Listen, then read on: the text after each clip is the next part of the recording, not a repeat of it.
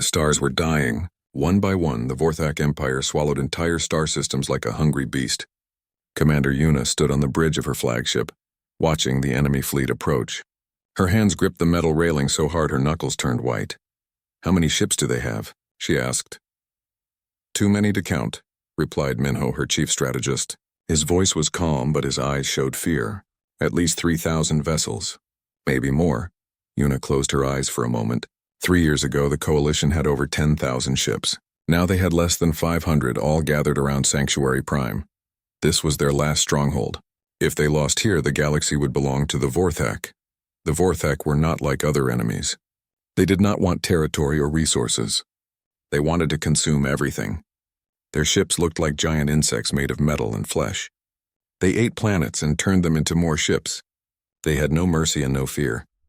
"Commander," said Jisoo from the weapons station, "their bioships are charging their main cannons." Yuna opened her eyes. Through the big windows of the bridge, she could see them. Massive creatures floating in space, their bodies covered in weapons that glowed with green light. Each one was bigger than a city. "All ships raise shields," Yuna ordered. "Prepare for battle." The Coalition fleet moved into formation. Etherian ships floated like silver ghosts, their crews using mind powers to guide weapons. Nexari vessels sparkled with advanced technology that could bend space itself. Kelthan warships looked like flying fortresses built for close combat. But Yuna knew it would not be enough. It was never enough against the Vorthak. The first attack came like a storm of green fire. Vorthak bioships fired beams of energy that cut through space.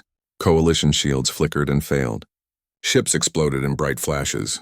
"We lost the cruiser Starfall," reported an officer. "The Etherian ship mine bridge is going down." Yuna watched her fleet die piece by piece. The Vorthak had fought this battle 1,000 times before. "They knew exactly how to break every defense, Commander," Minho said quietly. "Perhaps we should consider evacuation." "No," Yuna said firmly. "We hold the line here. If we run, there is nowhere left to go." The battle continued for hours. Coalition ships fought bravely, but the Vorthak pushed closer to Sanctuary Prime. The planet below held millions of refugees from destroyed worlds. They had nowhere else to run. "Hull breach on Deck 7, an officer called out. "We are losing atmosphere." Yuna felt the ship shake around her. Sparks flew from broken control panels. The lights flickered on and off. "Commander," the communications officer said suddenly, "I am getting a signal from the outer rim. Unknown ships approaching." "How many?" Yuna asked. 50. No, wait. More are coming out of jump space. Maybe 200 ships. Yuna looked at the tactical display. New dots appeared on the screen, moving toward the battle. But something was wrong with the readings. "These ships are very old," Jisoo said, checking her instruments. "Their technology is basic. Fusion engines, metal hulls, projectile weapons. Another species the Vorthak will destroy," Minho said sadly. The unknown fleet moved closer. Their ships looked simple compared to Coalition vessels. No energy shields, no beam weapons, no advanced armor. Just metal boxes with engines and guns. "They are sending a message," the communications officer said. "Put it on speakers," Yuna ordered. A voice came through the static. It spoke in the common galactic language but with a strange accent. "This is Admiral Taiho of the Terran Federation. We heard you could use some help." Yuna stared at the display. "Terran? I have never heard of that species. They call themselves humans," Minho said, checking the computer records. "No data on file. They must be from the unexplored regions." The human ships continued moving toward the battle. The Vorthak bioships turned some of their weapons toward the newcomers. "Unknown vessels," Yuna broadcast. "You must retreat immediately. The enemy is too strong. Your ships cannot survive their weapons." "Thanks for the warning," Admiral Taiho replied. "But we did not come here to run away." Yuna watched in horror as the human ships accelerated toward the Vorthak fleet. They were going to attack. It was suicide. "All human ships, this is Admiral Taiho," came the voice over the radio. "Remember why we are here. These aliens stood against evil when they could have run. Now we stand with them." The human fleet split into groups. Some ships moved to protect the damaged Coalition vessels. Others charged straight at the largest Vorthak bioships. "They have no shields," Jisoo said with disbelief. "Their armor is just metal plates. Those weapons will tear them apart." The first human ship reached the Vorthak line. Green energy beams hit it again and again. The metal hull glowed red hot and pieces flew off. But the ship kept going. "What are they doing?" Minho asked. The damaged human ship slammed into a Vorthak bioship. Both vessels exploded in a ball of fire and metal. More human ships followed, ramming into enemy vessels or firing their simple guns at point-blank range. They are insane, an officer whispered. But something strange was happening. The Vorthak fleet, which had moved like a perfect machine, began to hesitate. They had never faced an enemy that attacked without shields or advanced weapons. They had never seen ships that kept fighting after taking damage that should have destroyed them. Commander, the communications officer said, the humans are asking for our fleet positions. They want to coordinate an attack. Yuna looked at the battle display. The human ships were taking terrible damage, but they were also causing chaos in the Vorthak formation. Maybe, just maybe, this could work. Send them our tactical data, she ordered. All coalition ships prepare to support the human attack. For the first time in 3 years, Yuna felt something she had almost forgotten. Hope. The battle for Sanctuary Prime was far from over, but everything had changed. The humans had arrived and they fought like nothing the galaxy had ever seen. The human ships moved in ways that made no sense. Captain Seokjin led his squadron directly into the heaviest enemy fire. His ship, the Iron Wolf, took hit after hit from Vorthak weapons. The metal hull sparked and burned, but he kept flying. Human vessel, you must retreat, Yuna broadcast from her flagship. Your ship is critically damaged. This is Seokjin, came the reply. Damage is just another word for character. We are still fighting. Yuna watched through her telescope as the Iron Wolf flew between two massive Vorthak bioships. The enemy vessels fired at the small human ship, but their beams kept missing. Seokjin was flying in a crazy pattern that no computer could predict. How is he still alive? Asked Jisoo. Look at his ship design, Minho said, studying the scanner readings. No shields, but the hull is very thick. And those engines can change direction very fast. The Iron Wolf suddenly turned and fired all its weapons at one of the bioships. The guns were simple projectile cannons, but they hit weak spots in the enemy armor. The bioship screamed through space as fluids leaked from the wounds. Interesting, said Hyunwoo, the coalition's chief scientist. Their weapons are primitive, but they are using them in ways we never considered. More human ships joined the attack. They worked in small groups, covering each other and taking turns drawing enemy fire. When one ship was badly damaged, another would take its place. This is Pilot Minji, a new voice came over the radio. I am going after their command ship. Yuna looked at the display. A small human fighter was flying toward the largest Vorthak vessel, a bioship the size of a moon. It was protected by hundreds of smaller ships. Negative, Pilot Minji, Yuna called. The target is too heavily defended. You will not survive. Probably not, Minji replied. But that is not the point. The small fighter dove into the enemy formation. Vorthak weapons fired from all directions, but Minji flew through the deadly space like she was dancing. Her ship twisted and rolled, avoiding most of the shots. She is using the enemy ships as cover, Jaehyun observed. He was the coalition's military analyst, and he had never seen tactics like this. When they fire at her, they hit each other instead. Minji's fighter reached the command ship and fired all its missiles at the communication array. The explosions were small, but they knocked out important systems. Suddenly, the Vorthak fleet began moving less smoothly. Their coordination is breaking down, Jisoo reported with excitement. The command ship cannot send orders properly, but Minji's fighter was hit by enemy fire.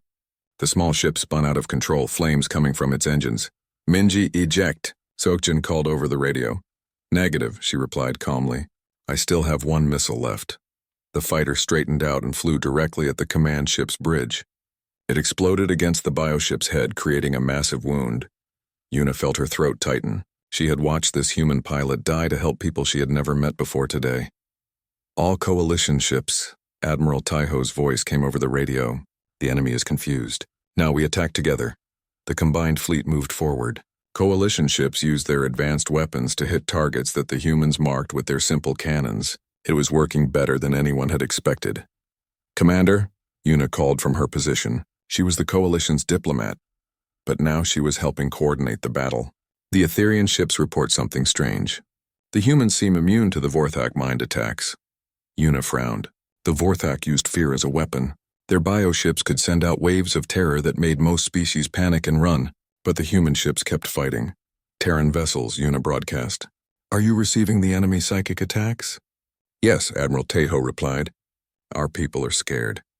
But fear never stopped a human from doing what needs to be done. The battle continued around Sanctuary Prime.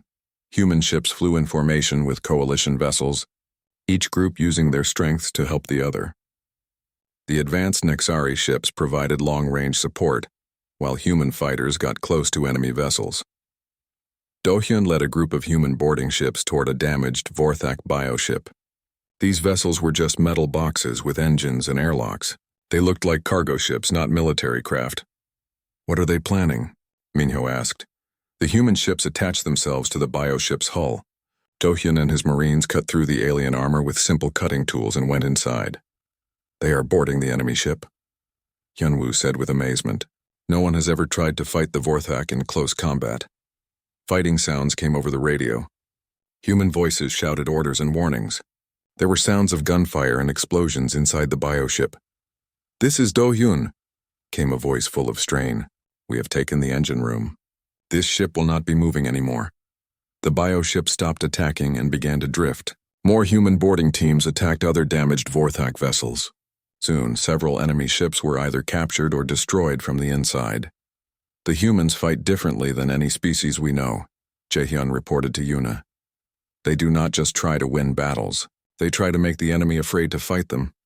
But their losses are very high," Minho pointed out. "They are trading their lives for small advantages. And they keep doing it," Yuna said quietly. "Every human who dies takes enemies with them." The Vorthak began to pull back their forces. They were not used to enemies who fought harder when they were losing. Their bioships moved into a defensive formation around their largest vessels. "They are regrouping," Jisoo reported. "But we have damaged many of their ships." Admiral Taeho's voice came over the radio again. "Coalition fleet, this is just the beginning.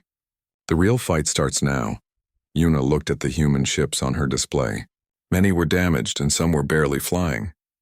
But they were still in formation, ready to continue the battle. "Admiral Taeho," she broadcast, "your people have already done more than we could have asked. You should withdraw and repair your ships." "Commander Yuna," he replied, "humans do not withdraw when friends are in danger. We came here to help you win this war."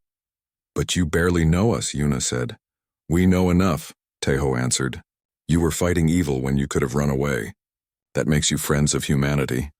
The Vorthak fleet began moving again, preparing for another attack. But something had changed.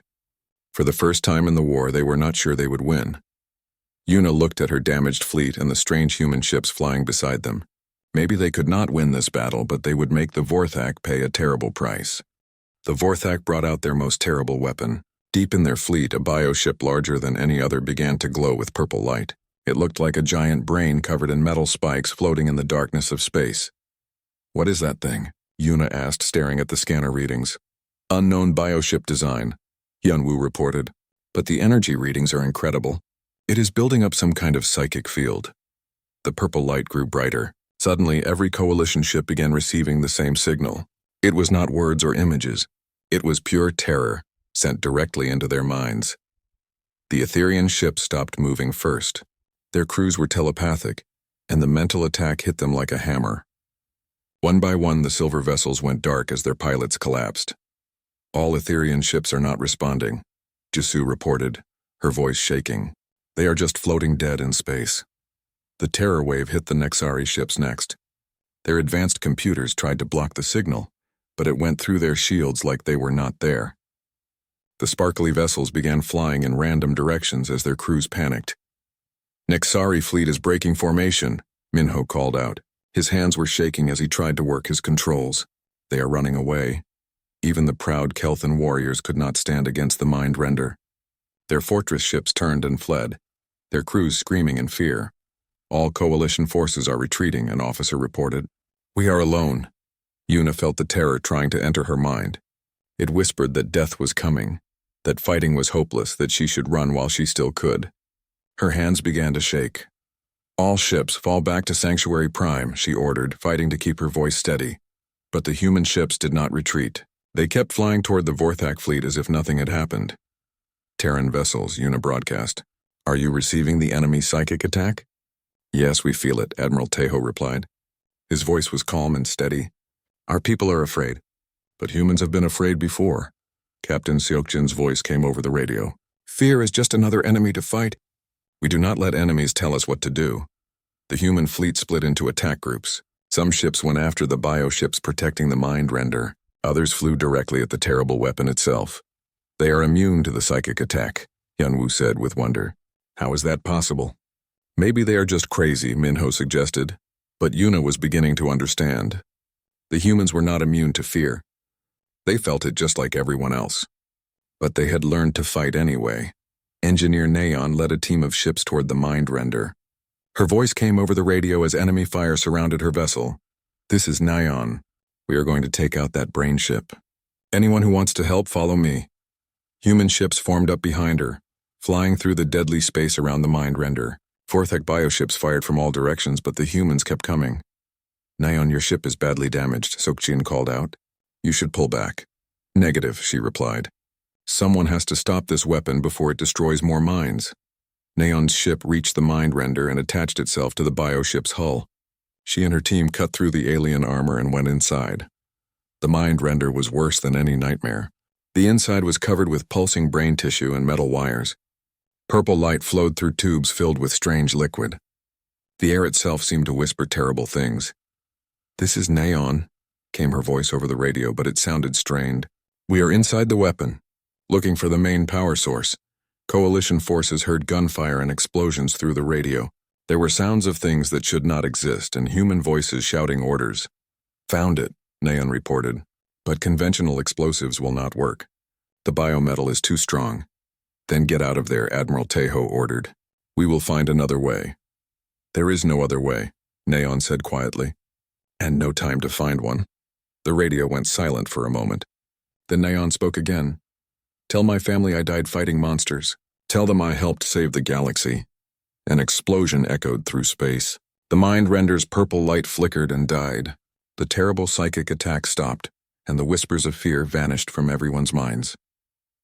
Yuna felt the terror leave her thoughts. Around the battlefield, coalition ships began to move again. The Etherians woke up from their mental collapse. The Nexari stopped running. The Kelthans turned around and prepared to fight. Neon? Seokjin called over the radio. Neon respond. There was no answer. The mind render was dead and Neon had died killing it. All human ships, Admiral Tejo said, his voice heavy with sadness. Remember Neon? She saved us all. But the humans did not stop to mourn. They immediately attacked the confused Vorthak fleet. Without the mind render, the bioships had lost their greatest advantage. Sergeant Do-hyun led more boarding teams against enemy vessels. His Marines fought the Vorthak crew in the dark corridors of their bioships, using simple weapons and pure determination. These aliens are soft inside their metal shells, Do-hyun reported. They are not used to fighting up close. The Vorthak had always won through technology and fear. They had never faced an enemy that got close enough to hit them with metal fists and simple guns. Captain Ji-won led his ship, the Steel Eagle, in a suicide run against a Vorthak command vessel. His ship was already damaged and losing air, but he flew it like a missile. This is for everyone who died afraid, he said over the radio. The Steel Eagle hit the enemy ship and exploded. Both vessels were destroyed, but the Vorthak lost another important commander. They are trading their lives for ours, Yuna said, watching the human ships sacrifice themselves. Why would they do that for strangers? Because that is what humans do, Admiral Tejo replied, hearing her question. We protect others even if it costs us everything. The battle was turning. With the mind render gone and their coordination broken, the Vorthak began to make mistakes. Coalition ships rejoined the fight, inspired by human courage. But the Vorthak had one more terrible surprise. Deep in their fleet, something even larger began to move. It was bigger than a space station, covered in weapons that could destroy planets. Planet Killer class vessel detected, Hyunwoo reported with horror. It is charging its main weapon. The massive ship pointed its giant cannon at Sanctuary Prime. If it fired, the planet and everyone on it would be destroyed. All ships. Protect the planet, Yuna ordered. No, Admiral Tejo said firmly. All ships prepare for the final attack. If we are going to die, we die fighting. The human fleet turned toward the planet killer, ready to face impossible odds one more time. Behind them, the coalition ships followed, no longer afraid. The Vorthak had awakened something terrible. They had made humans angry, and an angry human was the most dangerous thing in the galaxy. The planet killer loomed in space like a metal mountain. Its main cannon was longer than most ships, and energy was building inside it with a sound like thunder. In 10 minutes, it would fire and turn Sanctuary Prime into dust. "We cannot stop that thing," Minho said, looking at the scanner data. "Our weapons are too small." Admiral Tejo's voice came over the radio, calm and determined. "Then we make ourselves bigger." The human fleet began moving in a pattern that made no sense to Coalition minds. Instead of spreading out to avoid the planet killer's weapons, they flew closer together. "What are they doing?" Yuna asked. "Watch and learn," Tejo replied. Captain Che-Young coordinated the human ships from her vessel, the Brave Heart. She guided damaged Coalition ships into position alongside human vessels, creating mixed squadrons. "Etherian ship Star Whisper, follow my lead," she called out. "Use your telepathic guidance, but let us show you where to aim." The Etherian captain was confused. "Your targeting systems are very simple. Our mind-guided weapons are much more accurate." "Accuracy is not everything," Che-Young replied. "Sometimes you need to hit where the enemy does not expect." The mixed squadron attacked a Vorthak bioship that was protecting the planet killer. The Etherians aimed for the obvious weak spots, but Che-Young directed them to hit seemingly random places. "Why are we shooting at their waste disposal ports?" the Etherian asked. "Because they do not armor their bathrooms," Che-Young explained. The bioship began leaking fluids from dozens of small holes. It was not destroyed, but it could not fight properly anymore. "Clever," the Etherian said with new respect. "We always aimed for vital systems. You aim for dignity." More mixed squadrons formed across the battlefield. Nixari ships used their space-bending technology to help human vessels appear where the Vorthak did not expect them. Kelthan Fortress ships provided heavy armor cover while human fighters slipped inside enemy defenses. Captain Jiwan led a desperate assault on the planet killer's weapon systems. His ship was already damaged from earlier fighting, but he refused to retreat. "This is Jiwan. I am taking the Steel Eagle in for a close attack run." "Negative," Admiral Tejo ordered. "That ship is too heavily defended." "Then I will make my own defense," Jiwan replied. He flew his ship directly at the planet killer, but instead of avoiding enemy fire, he collected it. Wreckage from destroyed Vorthak ships was floating in space, and Jiwan used his ship's magnetic grapples to pull the metal pieces around his vessel. "He is making armor from enemy debris," Jaehyun observed with amazement. "The Vorthak are shooting at their own metal." The Steel Eagle, now covered in twisted Vorthak armor, reached the planet killer's surface. Jiwan fired all his remaining missiles into the massive cannon's charging chamber. The explosions were small compared to the huge weapon, but they hit exactly the right spot. The planet killer's cannon began sparking and smoking. "Direct hit on their main weapon," Jisoo reported. "It cannot fire at full power." But Jiwan's ship was trapped on the enemy vessel's surface, held by magnetic fields. Vorthak defenders were surrounding him. "Jiwan, eject now," Seokjin called over the radio. "Cannot do that," Jiwan replied calmly. "Someone needs to make sure this cannon stays broken." He activated his ship's self-destruct system. The Steel Eagle exploded against the planet killer's cannon, damaging it further. "Another hero gone," Yuna said quietly. "Another enemy weapon destroyed," Admiral Tejo corrected her. Jiwan knew what he was doing. The battle continued around the crippled planet killer. Without their most powerful weapon, the Vorthak began to panic. They had never faced an enemy that damaged their tools faster than they could use them. Tactical Officer Soyeon coordinated attacks on Vorthak supply ships. These vessels carried the biomaterials needed to repair damaged bioships, but they were lightly defended. "Hit their food supply," she ordered human and coalition squadrons. "Make them hungry." "The Vorthak do not eat food like us," Hyunwoo pointed out. "They eat something," Soyeon replied. "Find out what and blow it up." The mixed squadrons attacked Vorthak support vessels with new tactics that combined human aggression with coalition technology. Nexari ships bent space to trap enemy supply convoys, while human fighters flew in to destroy them at close range. "Their bioships are starting to look sick," Jisoo reported.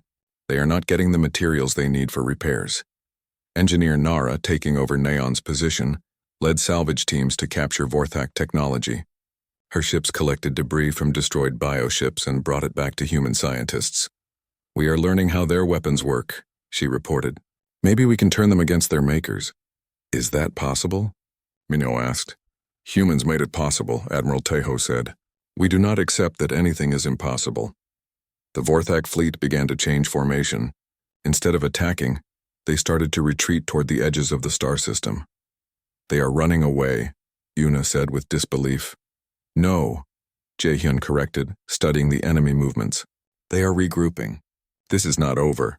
The planet killer, though damaged, was still trying to charge its weapons, but without support from the bioships, it was vulnerable. Commander Soyeon looked at the massive enemy vessel and made a decision that would change everything. All human ships. "This is Soyeon. I'm going to ram the planet killer's main reactor." "Negative," Admiral Taeho said immediately. "That is a suicide mission." "Yes, it is," Soyeon agreed. "But it will save millions of lives on Sanctuary Prime." Her ship, the Iron Will, began accelerating toward the planet killer. Other human vessels moved to protect her approach, drawing enemy fire away from her ship. "Soyeon, there has to be another way," Chae-young called over the radio. "There is always another way," Soyeon replied, "but this way is fastest." Coalition ships joined the protection formation. Etherian vessels used their mind powers to confuse Vorthak gunners. Nexari ships bent space around the Iron Will to make it harder to hit. Kelton Fortress ships absorbed enemy fire with their heavy armor. "All ships are covering my approach," Soyeon reported. "The galaxy really does fight better together." The Iron Will reached the planet killer's hull and began cutting through the armor with concentrated fire. Soyeon guided her ship into the massive vessel's core, where the reactor provided power for its terrible weapons. "This is for everyone who died afraid," she said, echoing Ji-won's last words, "and for everyone who will live free." The Iron Will exploded inside the planet killer's reactor. The massive enemy ship began tearing itself apart from the inside. Explosions ran along its hull like a chain of fire. The planet killer died, taking with it the Vorthak's best chance of victory. "Target destroyed," Yuna reported, but her voice was sad. "Soyeon is gone."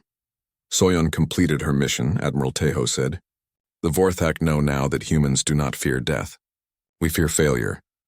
The remaining Vorthak fleet began a full retreat. For the first time in their imperial history, they had met an enemy too dangerous to fight. But the humans were not finished with them yet. The Vorthak planet killer was dying, but it was not dead yet. Even as explosions tore through its hull, the massive weapon was trying to fire one last shot at Sanctuary Prime. Its damaged cannon sparked with deadly energy. "The planet killer is still charging," Hyunwoo reported with alarm. "Even damaged, it has enough power for one shot." Admiral Taeho looked at the readings on his ship's display. The weapon would fire in 3 minutes. There was not enough time to evacuate the planet below. "All ships emergency retreat," Yuna ordered. "Get as far from Sanctuary Prime as possible." "No," Taeho said firmly. "No retreat." "Admiral, that weapon will destroy everything in this system," Minho argued. "We must save what we can." "We save everything," Taeho replied. "Or we save nothing." The remaining human ships moved into a final formation. There were only 40 vessels left from the original 200, and most of them were badly damaged. "Attention all human crews," Taeho broadcast. "The enemy wants to hurt innocent people. We will not let that happen." Captain Seokjin understood immediately. "All ships prepare for final approach." "We are going to stop that cannon."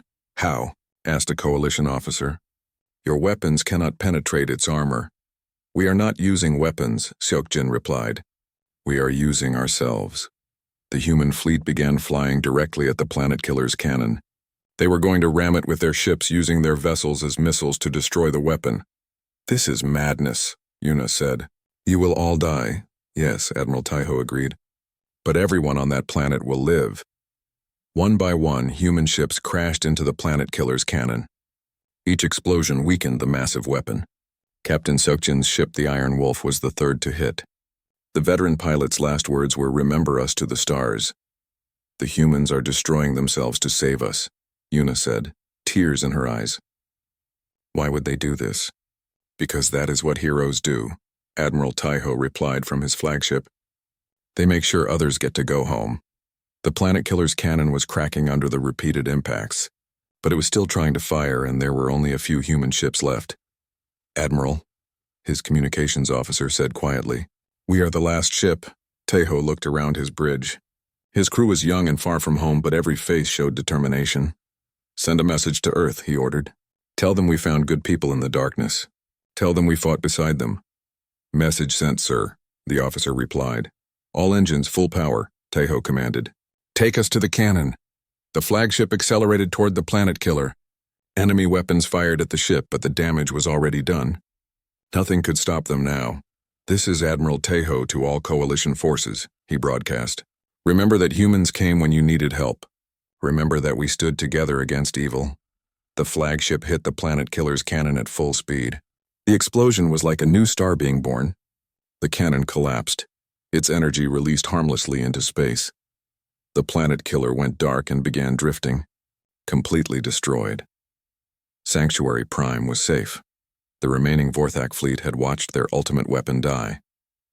Their bioships turned and fled into deep space, running from an enemy they could not understand. All Vorthak forces are retreating, Jisu reported. They are jumping to hyperspace. The battlefield fell silent except for the soft hum of coalition engines. 40 human ships had become zero. 200 brave souls had given their lives to save people they had never met. They are all gone, Una said quietly. Every single human ship. Not gone, came a voice over the radio. Changed. A small escape pod was floating near the planet killer's wreckage. Inside was Engineer Nara, the last surviving human in the system. This is Nara. My ship was destroyed, but I managed to eject. Is everyone safe? Everyone is safe, Una replied quickly. The planet is undamaged. The civilians are alive. Good, Nara said simply. That is what we came for. Rescue ships rushed to collect the escape pod. When Nara was brought aboard Una's flagship, the entire bridge crew stood at attention. Why are you saluting me? Nara asked. I am just an engineer. You are the last human in this system, Una explained. You represent your entire species. No, Nara said firmly. I represent one human. But every human here represented the same thing. What is that? Una asked. Hope, Nara replied. The idea that good people will always fight for other good people. News of the battle spread across the galaxy faster than light. The Vorthak Empire, which had seemed unstoppable, had been defeated by a species no one had heard of.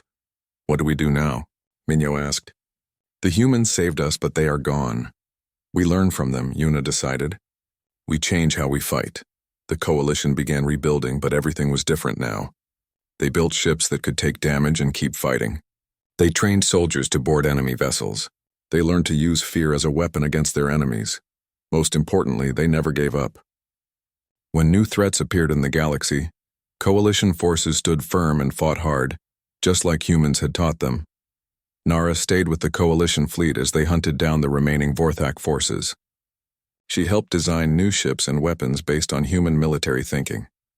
The Vorthak are regrouping in the Outer Rim, Jaehyun reported during one mission briefing. They have new bioships. Then we will destroy them again, Una said confidently. We know how to fight monsters now. What if they bring something worse than the planet killer? Minyo asked. Nara smiled. Then we will think of something worse to do to them. The galaxy had learned humanity's greatest lesson. No enemy is too strong if you are willing to pay the price to stop them.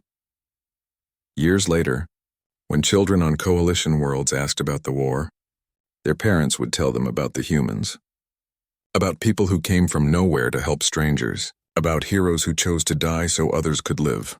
The Vorthak Empire never recovered.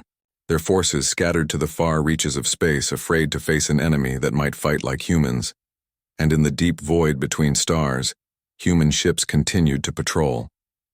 Earth had sent more fleets after learning what happened at Sanctuary Prime. They made sure that no one would ever face extinction alone. The galaxy was a safer place because humans had learned an important truth. Sometimes, the best way to win a war is to care more about others than you care about yourself. Commander Una kept Admiral Tejo's final message on her desk. It read, "We found good people in the darkness and we fought beside them." That was how humans wanted to be remembered. Not as conquerors or destroyers, but as friends who came when they were needed most. The stars were safe again, protected by those who understood that true strength comes from protecting others, no matter the cost.